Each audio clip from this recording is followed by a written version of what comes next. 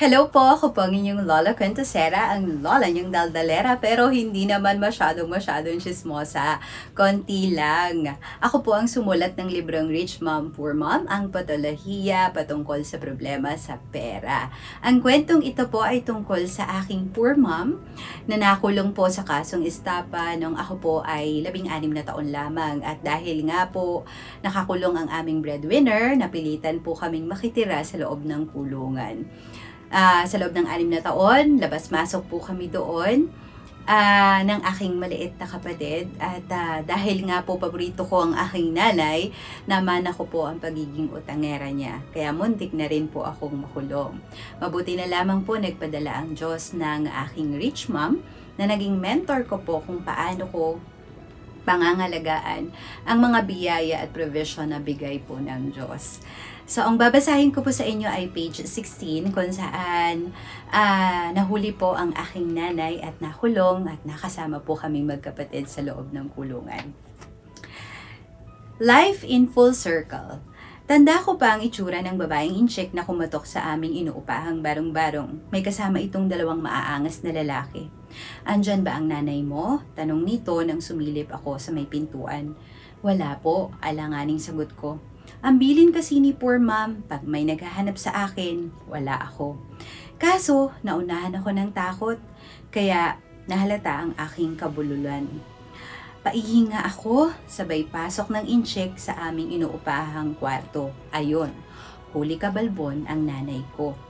Sa bisa ng warrant of arrest na dala pala ng mga NBI agents, wala nang nagawa si poor mom nang bitbitin siya ng mga ito sa Camp Crame hanggang mailipat sa Valenzuela City Jail.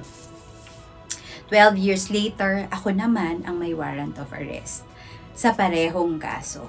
Gaya ng poor mom ko, nag-issue rin ako ng mga checks na walang pondo. Noon, bumalik sa akin ang alaala ng 6 na taon kong buhay kulungan. Looking at my sleeping children, ages 4 and 0, kapapanganak ko pa lang noon, doon ko naisipang mag-self-delete kesa bumalik sa kulungang palagay ko ay aking magiging libingan. Ngunit datapwat subalit, bagamat buhay pa rin ako hanggang ngayon. Dahil may plano pala ang Diyos. Yan ay ang maisulat ko ang librong ito para magsilbing aral sa inyo.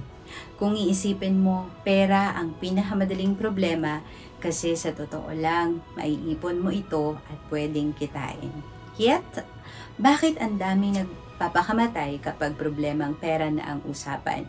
It almost happened to me. So I'd like to believe na meron akong credibility to talk about this matter.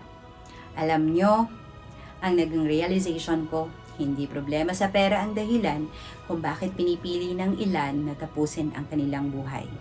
Kanina ko pa sinasabi, diba? Sa likod ng problema sa pera ay may napakasakit na kwento ng trauma. Nabitin po ba kayo? Naku, madali nyo naman pong makuha ang librong ito sa mga leading bookstores po, particularly sa Fully Booked, sa book sales. Meron din po kami na Shopee, TikTok, Lazada po, at iba pa pong online stores po namin ng website at sa page po. At baka po gusto niyo na rin kunin ang aking mental health book. Kauna-unahan ko po itong best-selling, ang Sino ang Dakila, Sino ang Tunay na Baliw, at ang part 2 po niya na Brain Kalasan. Siyempre po, ako rin po ay nagsusulat ng mga fiction and romantic novels po para sa mga teenagers na may kinalaman po sa mental health at Christian values. Sana po hindi ito ang huli nating pagkikita. Palagi po akong kasama sa mga book festivals at book fairs po. At syempre meron din po akong Brain Health Pilipinas pag kailangan nyo po ng mga kwentuhan patungkol sa mental health. Tawagan nyo lang po si Lola. Andun po ako para maging kabahagi ng pangangailangan nyo po sa mental health at advokasya. Salamat po!